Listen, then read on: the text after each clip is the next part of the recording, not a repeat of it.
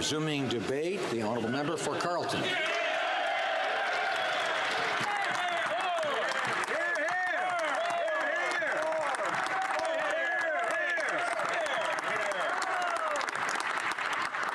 Mr. Speaker, it is ironic that the entire SNC-Lavalin affair that has engulfed this government began with alleged bribes to the Gaddafi family, and that now the government, which has become embroiled in that scandal by trying to protect the company from criminal prosecution and interfere in prosecutorial independence, is now so cynical and so sinister that it believes it can bribe Canadians with $41 billion of their own money in this budget.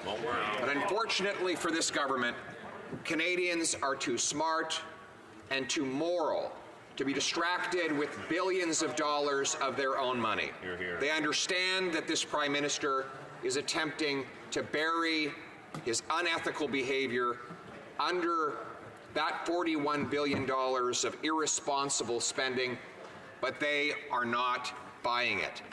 We have new developments in this scandal just in the last 24 hours. And let me begin by highlighting perhaps the most important of those developments.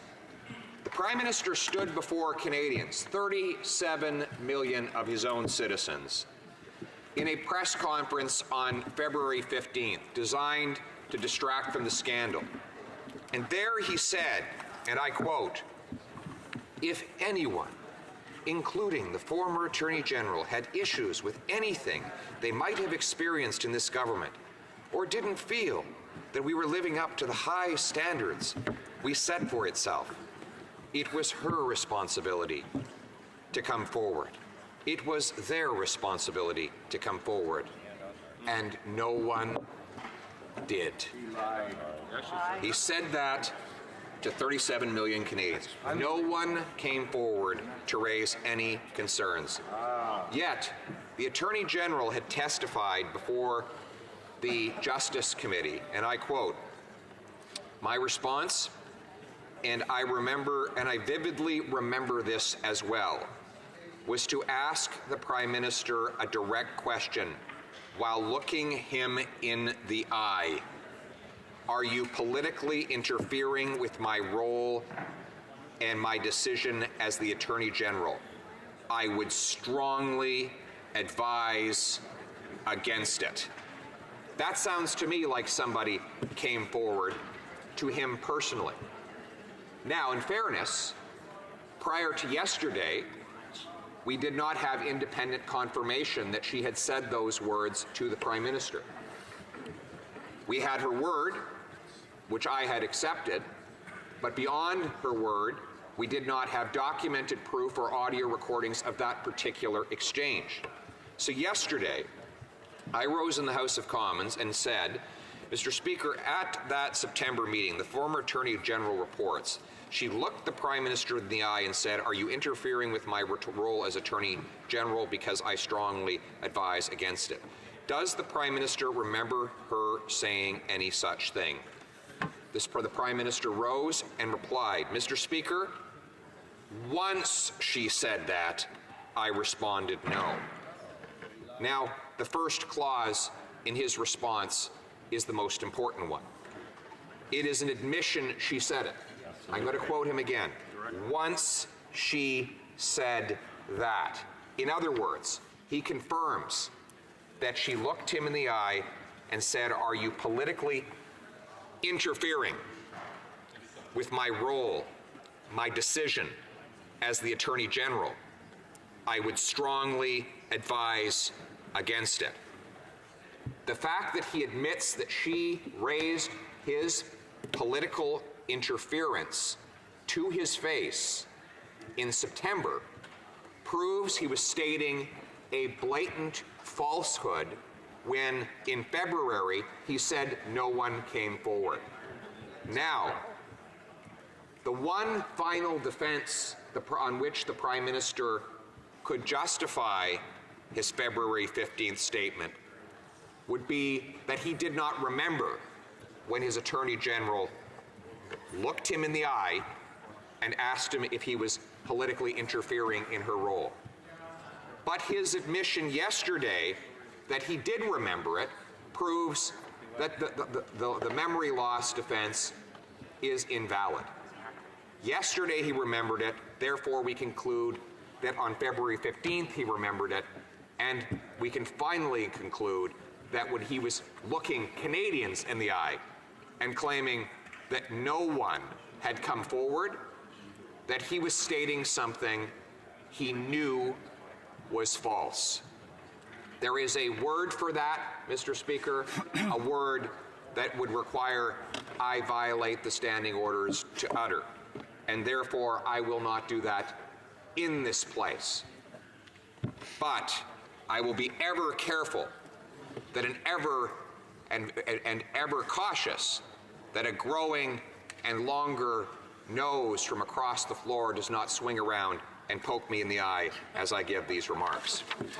Now, Mr. Speaker, that intervention proves that the Prime Minister has not been telling the truth to Canadians, that while he was simultaneously sending out the hounds to tear apart his two former cabinet ministers, whistleblowers that had spoken against him, he was also prepared to go and state patent falsehoods about them.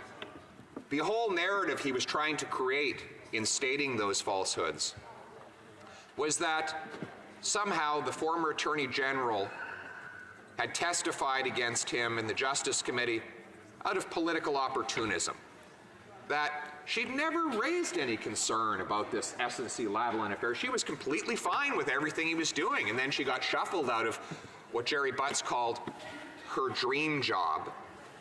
And only then she had to come up with this big story about how the Prime Minister was mucking around in a criminal trial.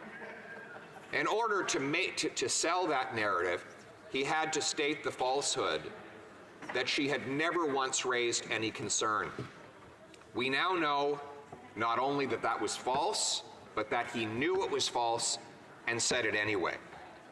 We further know that he stood by and watched as his best friend and principal secretary went before a parliamentary committee and testified that no one had come forward and raised any concerns.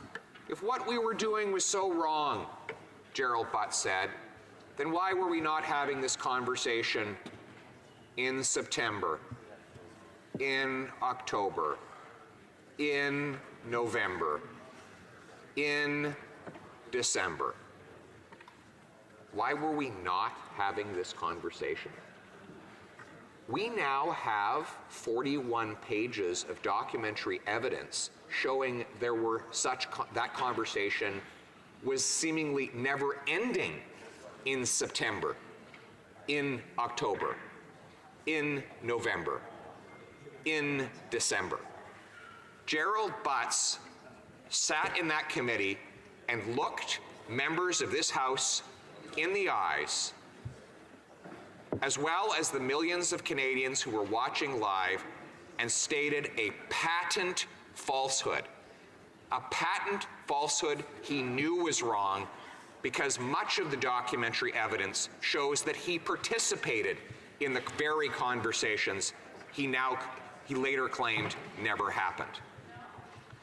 That members of this government are prepared to go in front of parliamentary committees and state things that they know are absolutely false sheds light on why Liberals at Justice Committee did not want any of the witnesses to swear an oath before they began their testimony. It's clear that Gerald Butts didn't want to swear an oath that he would tell the truth, the whole truth, and nothing but the truth. He wanted to be able to tell things other than the truth. And that sentence about why were we not having this conversation in the 4 months, September to December, was one such example. He knew he wanted to say something that was totally false, and therefore he had his Liberal members on the committee ensure that he would not have to swear an oath that might render him susceptible to allegations of contempt. though we are not ruling out the possibility he may well have been in contempt for having stated such patent and now disproven falsehoods. So the first new development that we've had in the last less than 24 hours is that the Prime Minister has admitted that the former Attorney General did come forward to him in September, months before, almost a half a year before the whole scandal became public, and yet he said exactly the opposite in a press conference. The second new development is this, and this is actually a big one. I'm not sure if people realize the enormity of this CBC article that was published at 8 p.m. On April 3rd. That would be yesterday. And here it is. Quote, weeks of tense negotiations preceded the PM's highly controversial decision to eject high-profile MPs. So while the Prime Minister was trying to put a public face on this scandal, what we now know is that behind the scenes, he was trying to transact a secret deal in order to keep the former Attorney General and former Treasury Board President from leaving caucus altogether. He was trying to make offers to them in order to have them stay so that he could grasp onto the last shreds of his phony feminist and idealistic self-image that he had worked so hard over so many years to create. He wanted to find a way to get them to start to replace their condemnations and whistleblowing with yet more praise. And he was in the behind the scenes this whole time while this scandal has been raging, sending emissaries in order to make offers to them in order to get them to do that. According to this article, the former Attorney General had 5 different conditions that she sought in order to bring an end to the public controversy. I will note before going into them that as I examined these 5 conditions that she allegedly had sought in order to end this public controversy, or at least to stop speaking about it, none of the conditions involved any benefit for herself. Exactly. They were, and I'm going to list them off. 1, she wanted to see the removal of Gerald Butts, the now disgraced former principal secretary to the Prime Minister. She wanted to see the removal of the clerk of the Privy Council, who we've now seen pressured her relentlessly in a 17-minute conversation where he attempted to change her mind on the criminal prosecution of SNC-Lavalin through veiled threats. She wanted to see the removal of Matthew Bouchard, to whom we will return later and at length. She also wanted to have a commitment that the new Attorney General would not overrule the Director of Public Prosecutions, Kathleen Roussel, and direct her to give SNC-Lavalin a deferred prosecution agreement. And 5th and finally, and this should have been a no-brainer, she wanted the Prime Minister to admit publicly or to caucus alone, and I'm quoting now from CBC, that his office acted inappropriately in its attempts to convince her to consider granting SNC-Lavalin a deferred prosecution agreement. In other words, the Prime Minister was asked just to own up for his own behavior, take responsibility for it, admit it was wrong, and commit that he would never do it again.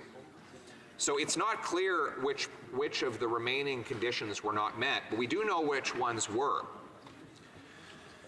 And let me just list them very quickly. The former Attorney General's demand, according to this article, that Butts and Warnock be removed have been met. They are gone. So of the 5 conditions, the disgraced principal secretary is out. The disgraced Privy Council clerk is out. So now we're down to 3 remaining conditions. And they are these: that Matthew Bouchard, the senior advisor, or policy advisor to the Prime Minister, be removed, that the the new Attorney General prevent the. Point of order, Mr. Speaker. The honourable member for Barrie Innisfil. I'm sitting 2 rows behind the honourable member from Carleton, and I can't hear him because of what's coming from the other side. Thank you.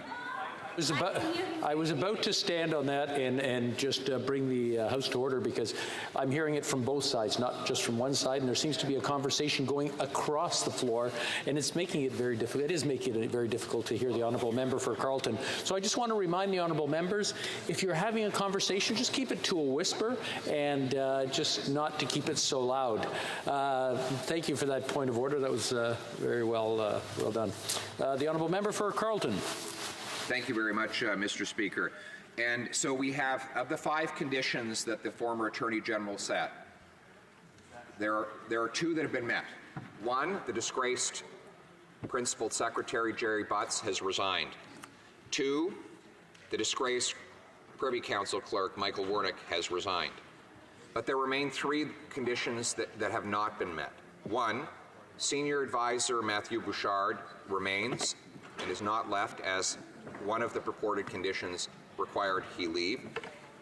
2, she does not yet apparently have any commitment from the Prime Minister that the new Attorney General will not interfere and provide a deferred prosecution agreement to SNC-Lavalin.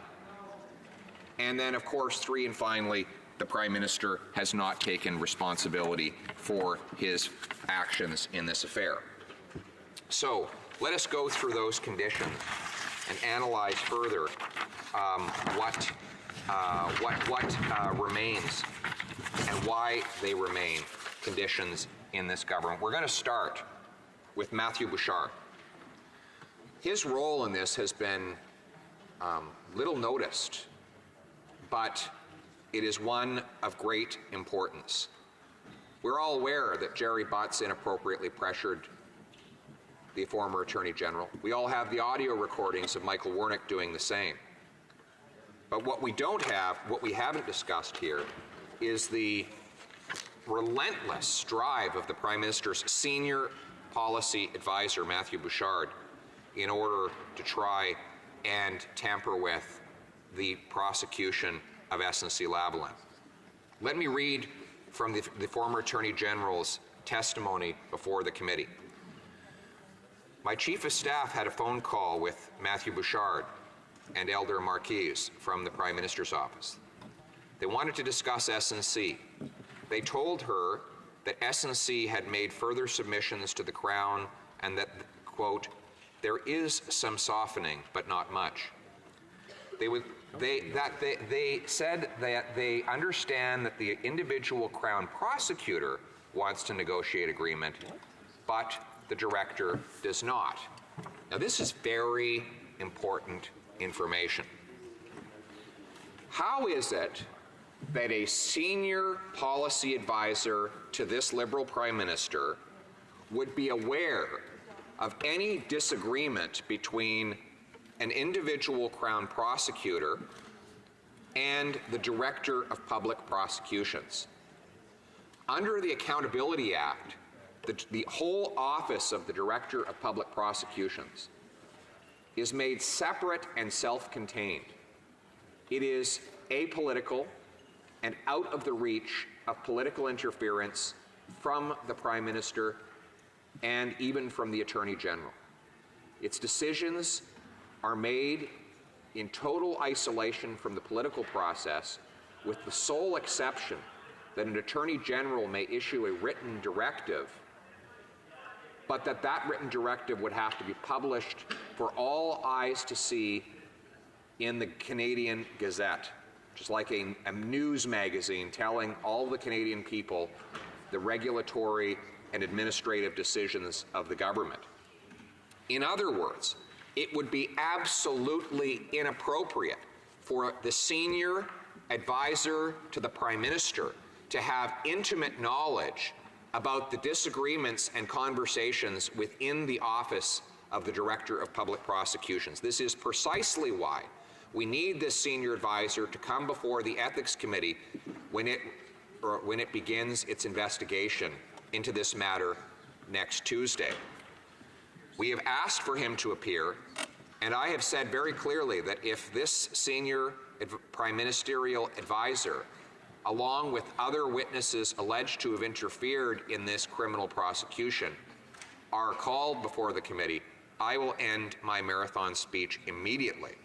And I await a member of government rising to his or her feet in order to tell me that, at which point I will take the government's word and end my remarks so that they can speak on other matters before this House. She goes on in this intervention. They also mentioned the Quebec election. They asked my chief if someone had suggested the outside advice idea to the Public Prosecution Service of Canada and asked whether we are open to this suggestion. They wanted to know if my deputy could do it. In response, my chief of staff stressed to them prosecutorial independence and potential concerns about the interference in the independence of the prosecutorial function. Mr. Bouchard and Mr. Marquis, two senior advisors to the Prime Minister, kept telling her that they didn't want to cross lines, but they asked my chief of staff to follow up with me directly on this matter. She goes on. Later that day, my chief of staff had a phone call with Elder Marquis and Matthew Bouchard from the Prime Minister's office. They wanted an update on what was going on regarding the DPAs since, quote, "We don't have a ton of time," she quotes them saying. Her chief of staff, relayed my summary of the meeting with the clerk and the Prime Minister. Two senior prime ministerial advisors, Matthew and Elder, also raised the idea of informal outreach to the Director of Public Prosecutions. Oh, why not? You know, why not just have someone in the Attorney General's office or the PMO just informally reach out? Maybe they could just have a beer and talk about how they could squash this criminal prosecution. That's how our legal system is supposed to work, right? Informal outreach, which in reality means backroom dealings. Former Attorney General goes on, my chief of staff said that she knew I was not comfortable with that, as it looked like and probably did constitute political interference. They asked whether that was true. They asked whether that was true if it wasn't the Attorney General herself, but if it was her staff or the Deputy Minister. My chief of staff said yes, it would, and offered a call with me directly. So that was these are the early interventions of Mr. Bouchard, senior PMO advisor, on in mid-September. We go on. At this point, after September 20th, there was an apparent pause in communicating with myself or my chief of staff on the matter.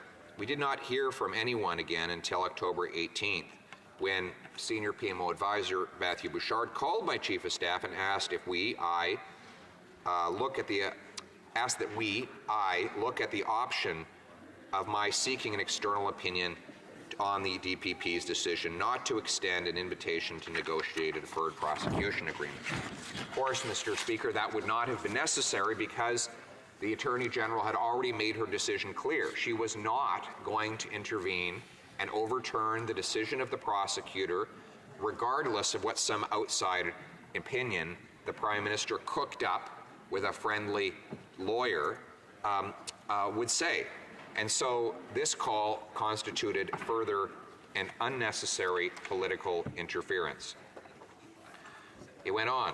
On October 26, my chief of staff, says the Attorney General, spoke to PMO advisor Matthew Bouchard and communicated to him that given that SNC now had filed in the federal court seeking to review the Director of the Public Prosecution's decision, surely we had moved past the idea of the Attorney General intervening or getting an opinion on the same question. Matthew replied that he was still interested in an external opinion idea. Could she not get an external opinion on whether the Director of Public Prosecutions had exercised their role, their discretion properly, and then on the application itself, the Attorney General could intervene and seek to stay the proceedings, given that she was awaiting a legal opinion. So in other words, Mr. Bouchard, operating on behalf of the Prime Minister, suggested that the Attorney General slam the brakes on the trial itself by seeking a stay. In other words, what a stay means is that the Attorney General would go to the court and say, could you just put the whole trial on hold? PMO has hooked me up with a legal opinion from a liberal-minded legal mind who will offer an opinion shortly about whether or not the company should get a settlement instead of a criminal trial. And in the meantime, we'll just hit the pause button and delay justice. Absolutely inappropriate. The Attorney General writes further, my Chief of Staff said this would obviously be perceived as political interference. And her boss questioning the DPP's decision. Mathieu, again, one of the top PMO advisors, said that if 6 months from the election, SNC announces they're moving their headquarters out of Canada, that is bad. He said, quote, we can have the best policy in the world, but we need to get reelected. That's it. Doesn't sound political. Doesn't sound political at all, does it? So now, Mr. Speaker, there's two things here that we need to address. First of all, Monsieur Bouchard was stating a patent falsehood. He's saying here that SNC could move their office within 6 months. We know that that's impossible. This intervention, by the way, was made in October. November, December, January, February, March, we're now in April. We're at 6 months. So far, no announcement of the headquarters move. We know why. SNC has already signed a $1.5 billion loan agreement with the Quebec Pension Plan requiring its headquarters stay in Canada. It has just signed a 20-year lease on its Montreal headquarters. It announced a multi-million-dollar renovation of that headquarters to accommodate its employees. All of this publicly available if someone were to consult with Mr. Google.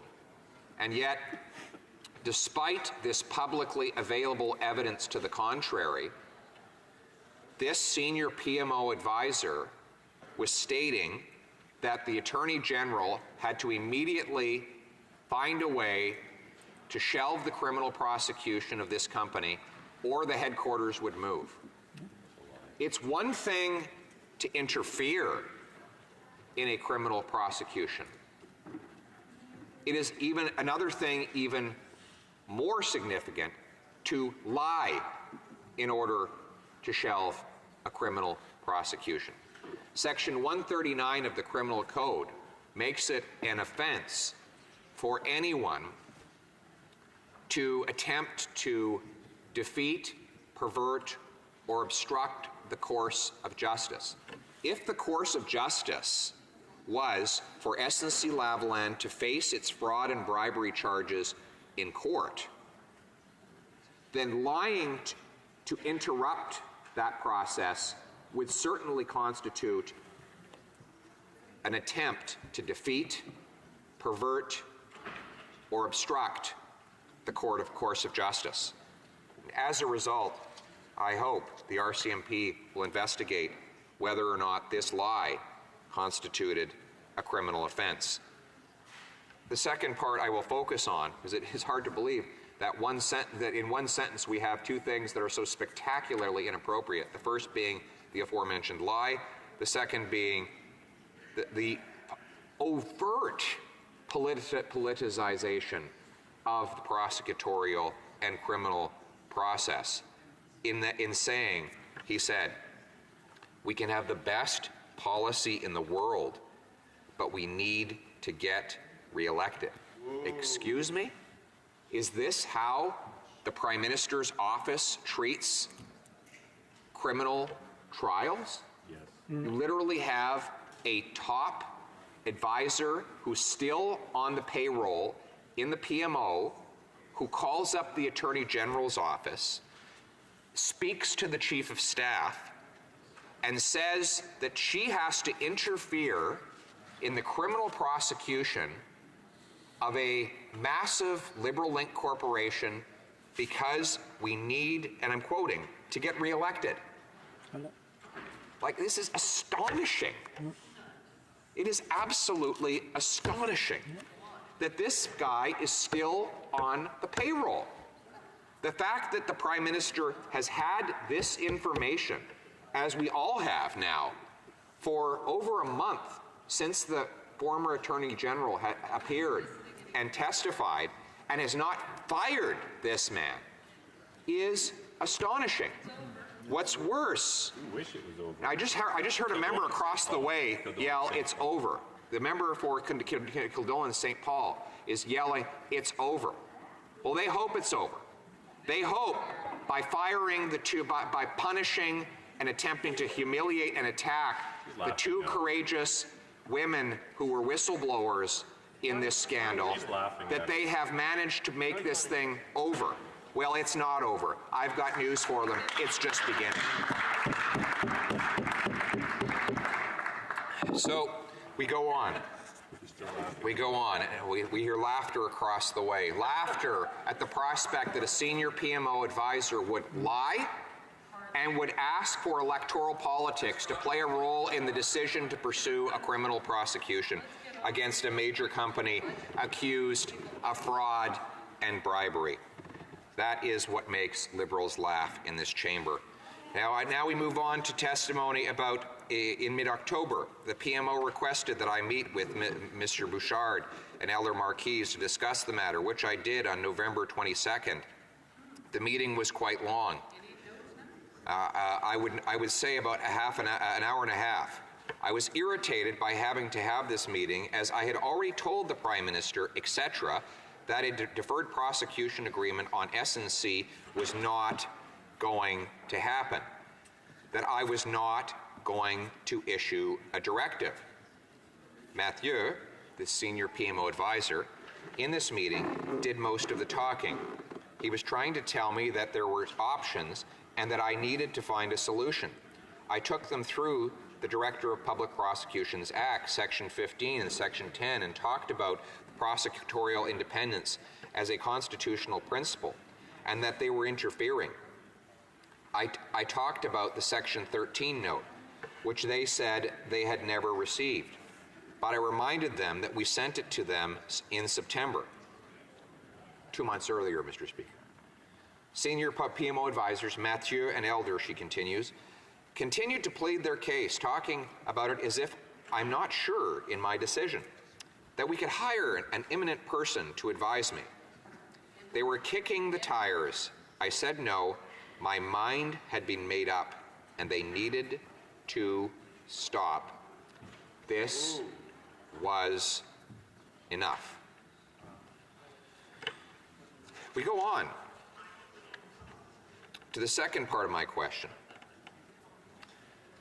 There were sustained efforts at communications, not only with me, but with my office, from various members of the Prime Minister's office, including Mathieu Bouchard and Elder Marquise, two top PMO staffers, both of whom are key policy advisors and legal advisors to the Prime Minister, as well as Jerry Butts and Katie Telford. It would have been, in my view, not a secret that these were concerns I had. Now, if this weren't enough, in the question and answer portion of her testimony, one of the Liberal members asked, I understand that you referred that there was one discussion with Mr. Bouchard, and he asked you whether you would consider the opinion of seeking an external legal opinion. The response from the former Attorney General, in the context of deferred prosecutions agreements and SNC, yes, I had the conversation with PMO advisors, Bouchard and Marquise, and a number of other individuals. At the time, all of those individuals knew I was firm on my decision not to interfere with the discretion of the Director of Public Prosecutions, and having conversations about hiring external legal counsels in that environment is entirely inappropriate. Now, let's be clear on one thing here. Jerry Butts, in his very dishonest testimony, seemed to suggested that all he was asking for is that she get a second opinion. You know, like if you go to a doctor and you get a prognosis that you're not sure about, you can just go get a second opinion. We now know from text messages that have been tabled in the House that Gerald Butts believed that this second opinion was already determined in what the opinion would be. In other words, he knew what that second opinion would say before even asking for it. Because the Attorney General and her team said, what if the second opinion does not back up your desire for me to, the Attorney General to interfere and offer a DPA? And Jerry Butts says, it won't say that. In other words, he knew exactly what the second opinion was going to say. It was rigged from the start, and it was an attempt to manipulate the Attorney General and force her through a rigged second opinion to interfere and allow SNC-Lavalin to avoid a trial.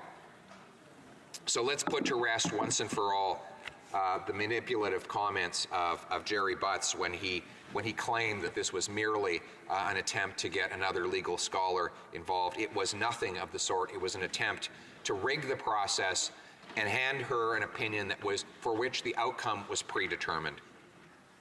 But the Attorney General goes on in her testimony, and she's speaking again about PMO advisor Mathieu Bouchard. I would say, she says, with respect to the conversations you mentioned, and Mathieu Bouchard's remarks about an individual prosecutor's opinion being different from that of the Director of Public Prosecutions, I can't help but wonder why he would bring that up, how he would know that, how had he garnered that information.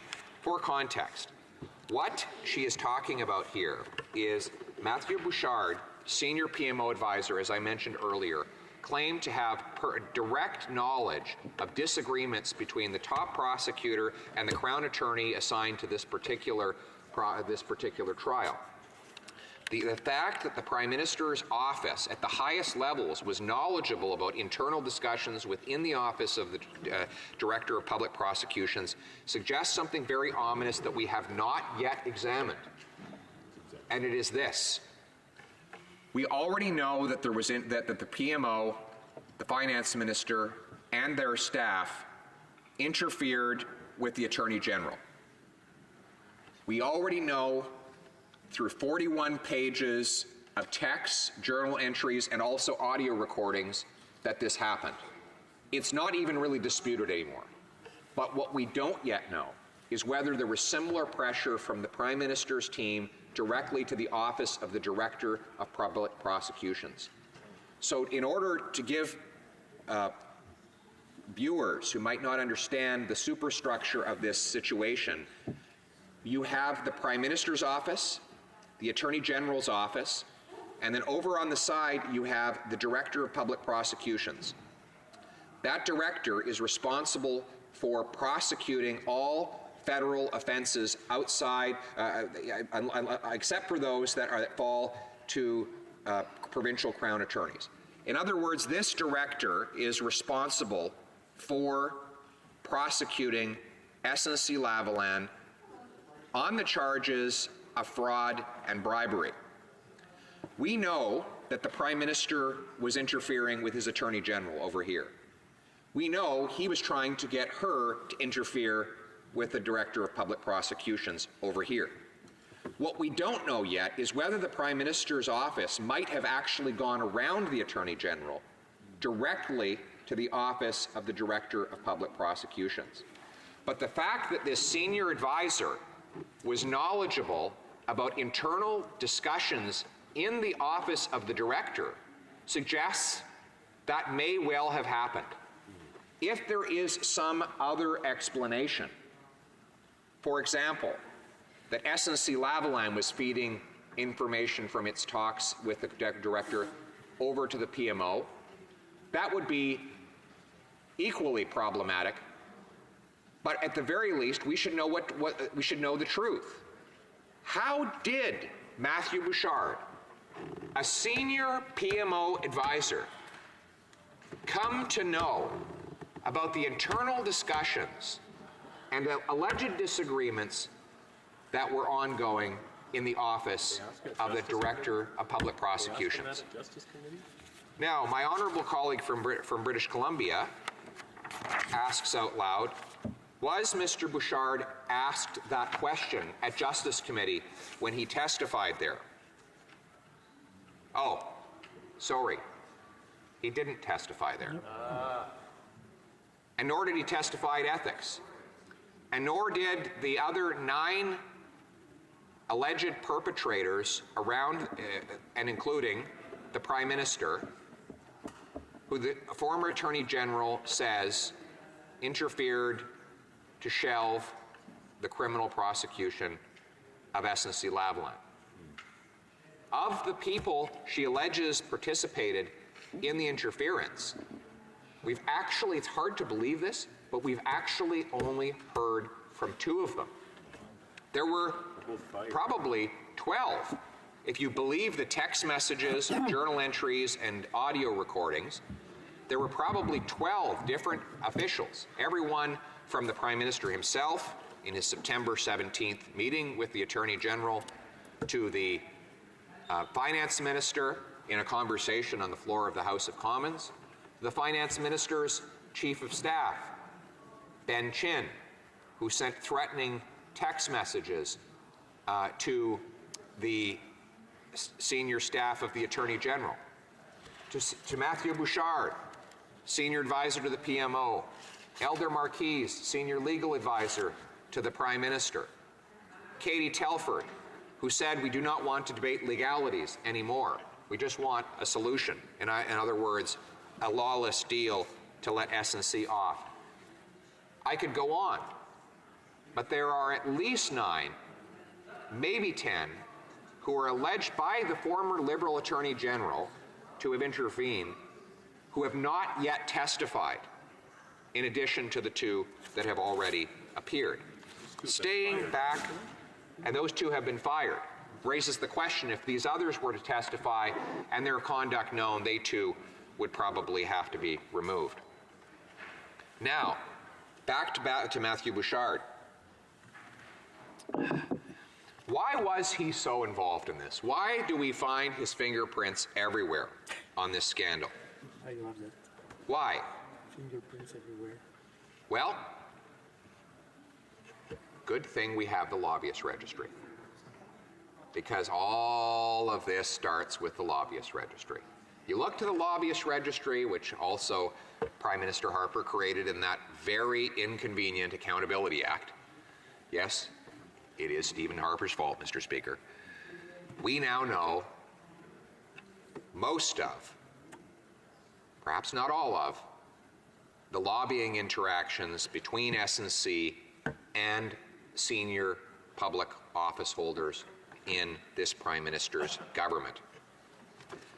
Did they meet with Matthew Bouchard?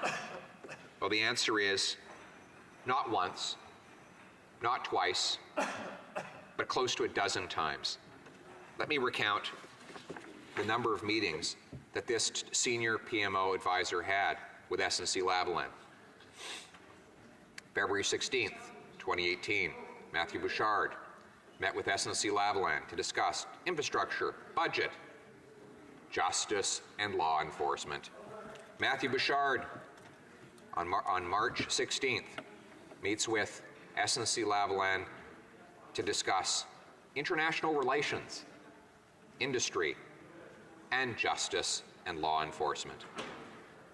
May 16th, Matthew Bouchard, Senior Advisor to the Prime Minister, meets with SNC-Lavalin to discuss international relations, justice, and law enforcement.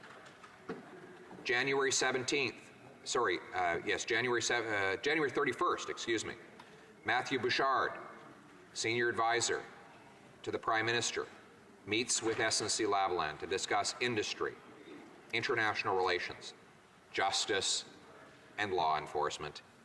February 28th, 2017, Matthew Bouchard, senior advisor to the Prime Minister, meets with SNC-Lavalin to discuss industry. April the 12th, 2017, Matthew Bouchard, policy advisor to the Prime Minister, meets to discuss justice and law enforcement with SNC-Lavalin. May 18th, 2017, Matthew Bouchard, senior advisor to the Prime Minister, meets with SNC-Lavalin to discuss justice and law enforcement. June 21st, 2017, Matthew Bouchard, senior advisor to the Prime Minister, meets with SNC-Lavalin to discuss, you guessed it, justice and law enforcement. July 21st, 2017, Matthew Bouchard meets with the SNC-Lavalin to discuss justice and law enforcement. August 30th, 2017, Matthew Bouchard meets with SNC-Lavalin to discuss justice and law enforcement. September 11th, Matthew Bouchard, senior advisor to the Prime Minister, meets with SNC-Lavalin to discuss justice and law enforcement. Oh, they also talked about the budget. You might remember that in the last Liberal budget, they snuck in an amendment to the criminal code, making it possible for SNC-Lavalin to get out of a criminal trial, justice and law enforcement. to escape justice and law enforcement. July the 5th, 2018, Matthew Bouchard, senior advisor to the Prime Minister, meets with SNC-Lavalin to discuss justice and law enforcement. Oh, they talked about the budget that day too. November the 5th, 2018, Matthew Bouchard meets with SNC-Lavalin to discuss justice and law enforcement. November 19th, 2018, Matthew Bouchard meets with SNC-Lavalin to discuss justice and law enforcement. Mr. Speaker, is SNC-Lavalin in the justice or law enforcement business? I would think they're an engineering and construction firm. That's an awful lot of conversations about justice and law enforcement with a company that is, on those subjects, most known for violating justice and trying to evade law enforcement. But yet this one PMO staffer, a senior advisor to the Prime Minister, meets with this company over and over and over again. And if you look at the last 6 meetings that they had, they almost entirely correspond with the time frame during which the former Attorney General experienced what she called hounding, veiled threats, and inappropriate pressure from the Prime Minister. No wonder the Prime Minister does not want Matthew Bouchard to testify before the Ethics Committee. Point of order, Mr. Speaker. The honourable member for Chilliwack Hope. Mr. Speaker, I've been listening intently to the member for Carleton relaying the number of times that Senior Advisor to the Prime Minister Matthew Bouchard met with SNC-Lavalin to talk about justice and law enforcement, and I'm wondering if he has a document that he could table. I'm wondering if there would be unanimous consent. That's not a point of order. I just. Okay. What we'll do is we'll wait for the honourable member. If he does have anything to table, he can ask for unanimous consent, and we'll see about it then. I'm sure he's quite capable of asking on his own, but it's very nice of the honourable member for Chilliwack Hope for asking on his behalf. But we'll leave it to the honourable member for Carleton.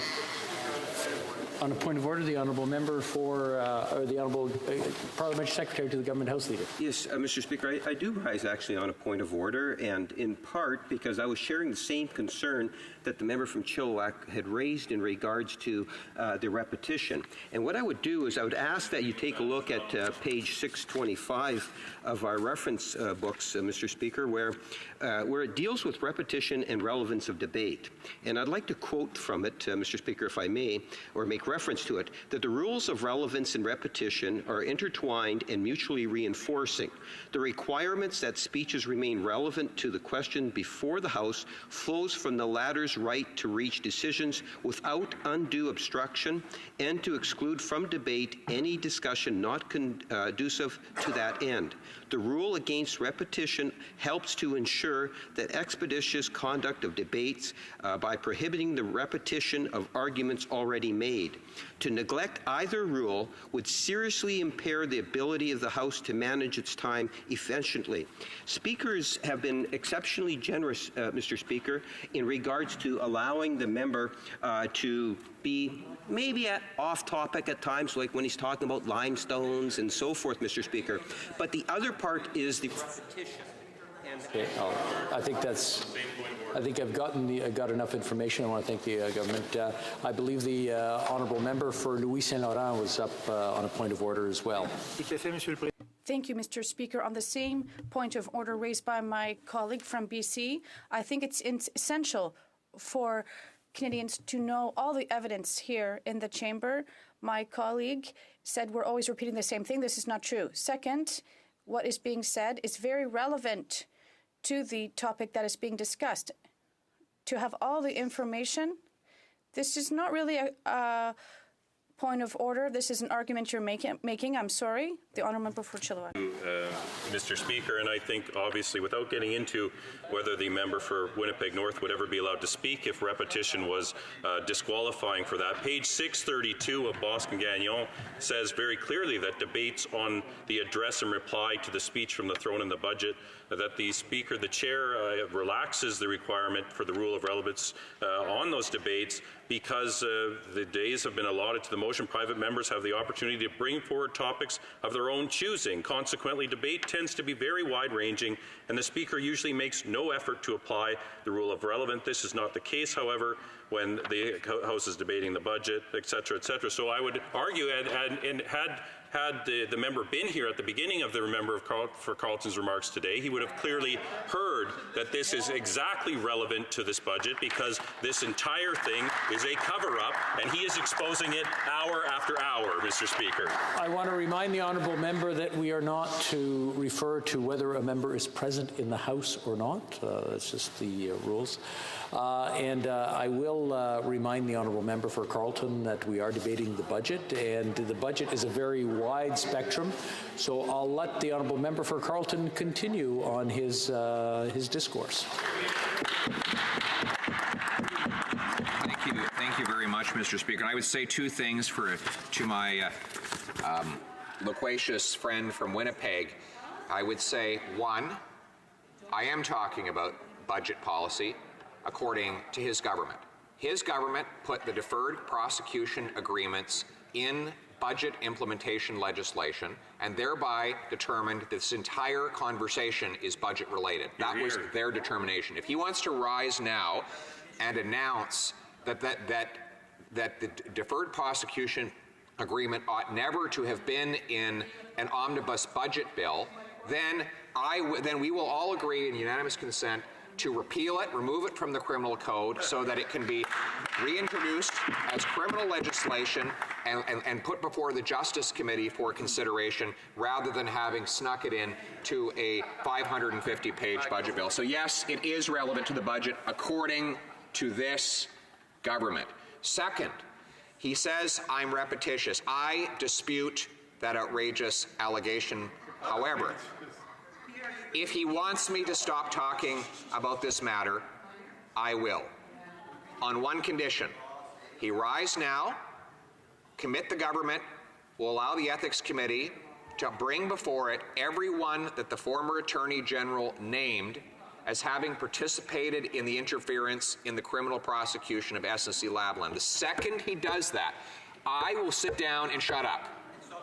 You know, and stop being, as he alleges I am, repetitive. I will stop speaking, period, for the rest of the week if he stands now and commits to have a full investigation at the Ethics Committee. Take the deal, Kevin. Take the deal. They like deals. They wanted a deal with SNC Lavalin. This is a much easier deal to make. The Prime Minister claims he did nothing wrong. He's thus far refused to apologize.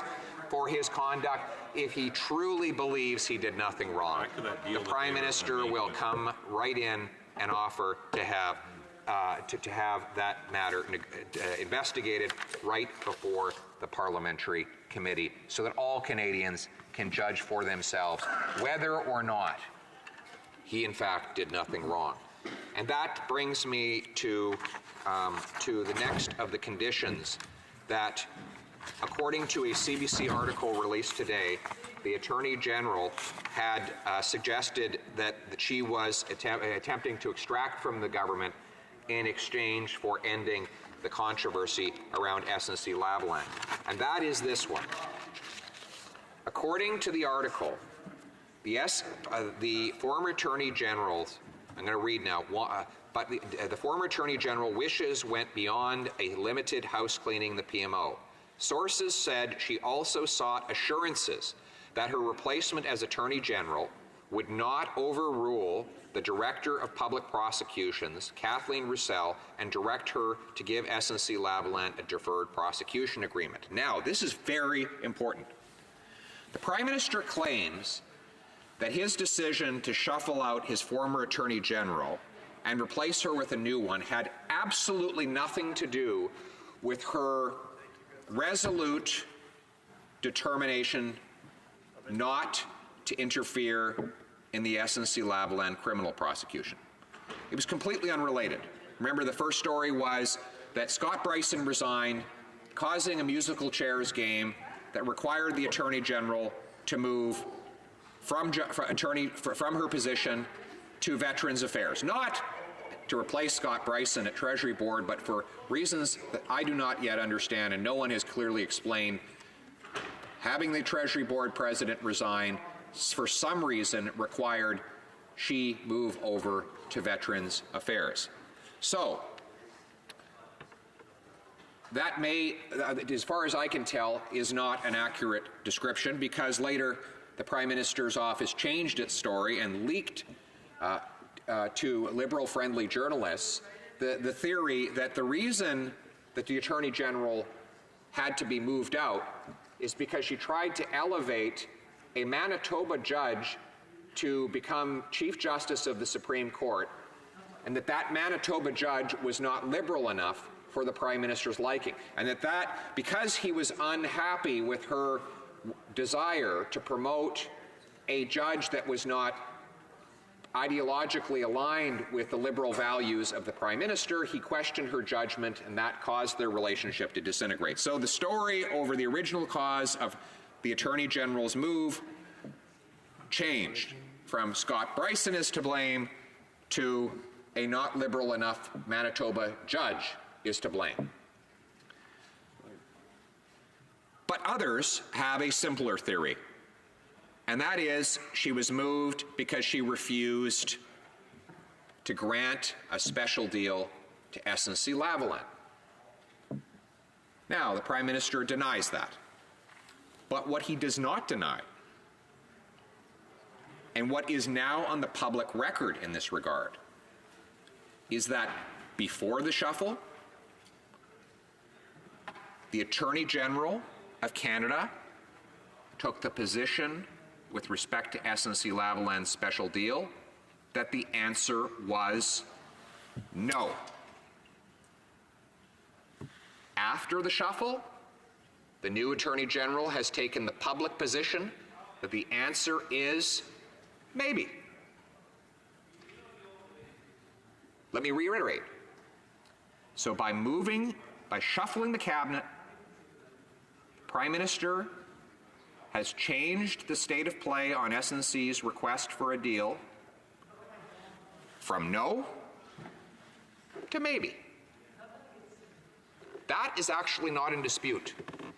We have documentary evidence showing the former Attorney General said no special deal. And we have public comments from the new Attorney General saying maybe to a special deal. So whether or not the Prime Minister wants to deny it was his purpose in the shuffle, it is undeniably the result of the shuffle.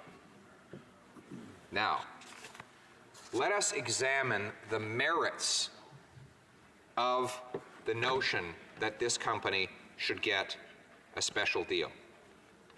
The legislation that allows for such deals, of course, was rammed in through this place in a 500-plus page budget, amending the criminal code. And it allows the prosecutor to extend these deals to corporate criminals in certain circumstances. Was the prosecutor right when she rejected the company's plea for such a settlement?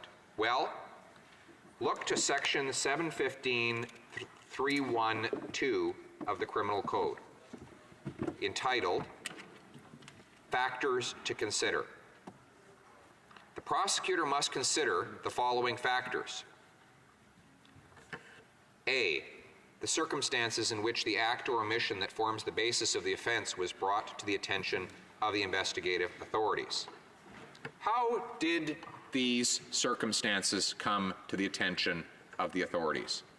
In other words, did SNC-Lavalin self-report? Did it stand up and admit that members of its company had participated in fraud and bribery of the Libyan people? The answer is no. We had to find out about it because Swiss authorities arrested an SNC official and convicted him of the offenses we all now know are before the courts in Canada. So,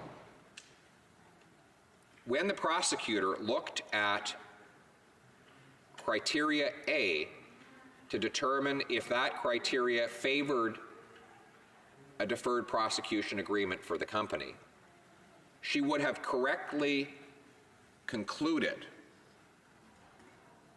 that the circumstances that led to the act or omission, in this case fraud and bribery, becoming known to investigative authorities would not be a mitigating factor, that the company did nothing in order to show its ethics and transparency by self-reporting, that in fact the RCMP learned of the crime when Swiss authorities acted on against the individuals who committed it. B, the nature and gravity of the act or omission and its impact on any victim. This section or subsection of the Criminal Code makes clear that the prosecutor must determine whether or not the crime was grave and whether or not it had an impact on any victims. Well, who are the victims? It's easy with white-collar crime because its effects are not immediately visible to think that there are no victims. You know, violent offenses lead to broken bones and bloodied flesh, and so it is very easy for the visual human mind to ascertain who are the victims. But white-collar crime is more insidious. Its damage is no less severe. In fact, that damage too can be manifested to the naked eye when one goes to countries who are ravaged by parasitical corruption. You see it in the slums and the shanty towns of the world, where people no less talented and industrious than Canadians live in squalor. The thing that most strikes you in these places is the relentless work ethic of the people who live in them. They are always bustling and moving, repairing things, carrying heavy objects and heavy weights, and they are toiling away to bring about their survival. And yet, despite their relentless hard work, often much longer hours than we in much richer countries work, they never seem to advance. Their people seem always on the cusp of starvation. What is the difference what is the cause of their misery. We know it is not themselves. We know it is corruption. Corrupt interests bleed the wealth of those nations. And in this particular case, SNC-Lavalin is accused not just of bribery, as is so often recorded, though it is accused of that, but also of fraud. So often the two go hand in hand. And let's start first with the bribery, and then we will get to the fraud. The company is accused of having bribed the Gaddafi family with prostitutes and yachts and a whole other assortment of benefits designed to win over favor of the brutal Libyan dictator for the company to win public contracts in that country.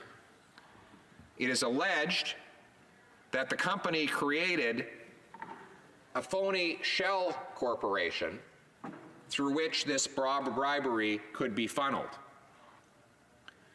Gaddafi's son, Saadi, it is alleged, received prostitutes and other so-called companion services in the amounts of tens of thousands of dollars. Gaddafi and his inner circle received yachts from SNC-Lavalin or its shell companies. Now, most people sitting by will say, all right, who were the victims of this crime? Well, the Libyan people, because this is the second shoe to drop in the charges, fraud. It is alleged that SNC-Lavalin defrauded the Libyan people of $130 million. This is a group of people, Mr. Speaker, who do not have $30 million to give.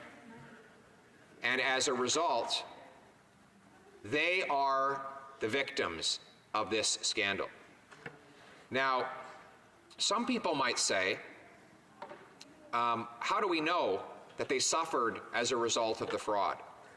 Well, Mr. Speaker, it is obvious that if that $130 million had not been defrauded by SNC-Lavalin, it could have been put to other more productive purposes to the betterment of these poor and suffering people in the war-ravaged nation of Libya. They could have paid for hospitals and food and medicine for their children. They could have paid for schooling for girls and boys to grow up and live in better lands. They could have repaired their crumbling infrastructure with that $137 million of defrauded money. They could have done all of those things, but for the fact that this company allegedly stole the money and made it impossible to do so. Maybe, God forbid, that money could have stayed in the pockets of the Libyan people so they could have paid for their own household items to better nourish their children or feed their families. But that is not possible when companies defraud the people. So it is not a victimless crime. It is not acceptable to say that's just how those people do things over there. The reason people such as the Libyan people live in poverty is because of this kind of corruption. So there are victims. Now, an old tactic of wealthy Western companies was to do their crimes and then leave the country before they could be prosecuted locally. And they'd head back to their Western headquarters with their looted cash, and they'd live high in the hog with impunity. That's why Canada signed on to international treaties so that countries who are host to those companies would prosecute them at home. In other words, the message was, if you are going to defraud people, if you're going to steal from the poor, You have nowhere to hide. We will give you no comfort. You will be prosecuted, and you will face punishment for your crimes. The reason why the Organization for Economic Development and Cooperation is now examining the Prime Minister of Canada in this matter is because that organization is worried that his political interference might violate our international treaties against fraud, bribery, and corruption. And, Mr. Speaker, that may very well be true. So, when the prosecutor examined criteria 2B in section 715.32 of the Criminal Code to determine the nature and gravity of the act or omission and its impact on any victim, she correctly concluded that this criteria favored a rejection of a deferred prosecution agreement for this alleged corporate criminal SNC-Lavalin. What about the degree of involvement of senior officers of the organization in the act of omission, in the act or omission? Well, in this case, Mr. Speaker, we know that the corruption went right up to the highest levels of the company. In fact, the former CEO has not only had to resign, but has pled guilty to bribery himself, and therefore, and the players in this particular scandal were all tied right into upper management. In other words, this was not some junior intern operating on his or her own accord as a rogue player. It was a corruption scandal that has gone right to the top and straight to the heart of SNC-Lavalin as an enterprise itself. Next, the prosecutor must consider the factor of whether E, the organization has made reparations or taken other measures to remedy the harm caused by the act or omission and to prevent the commission of similar acts or omissions. Well, let's break that into two parts. Whether the organization has made reparations or taken measures to remedy the harm caused. Well, actually it hasn't. The company has not paid the Libyan people back the $130 million. If it really believed what it was doing was wrong, it would have made those reparations. If, as the act requires, the company was taking responsibility for its wrongdoing, it would have reimbursed all the stolen cash. Now imagine all the good that company could have done if, Mr. Speaker, the company had returned the cash to the people who are suffering in Libya, one of the poorest countries in the world. But for reasons unknown to us, that has not happened. And thus, the prosecutor was unable to use that criteria as a justification for extending a deferred prosecution to SNC-Lavalin. What other measures has the company taken to remedy the harm it caused the poor and suffering Libyan people? I am not aware of any. I suspect nor is the prosecutor. So once again, the Director of Public Prosecutions was correct in evaluating that this criteria found in section 715.32 2E was not met, and therefore the company does not qualify for a deferred prosecution agreement.